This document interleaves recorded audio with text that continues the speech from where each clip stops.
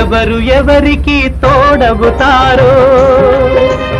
ఎప్పుడెందుకు విడిపోతారో మమతను కాదని వెళతారు మనసే చాలని ఉంటారు ఎవ్వరి పయనం ఎందాకో అడగదు ఎవ్వరిని బదులే దొరకదని అడగదు ఎవ్వరిని బదులే దొరకదని ఓ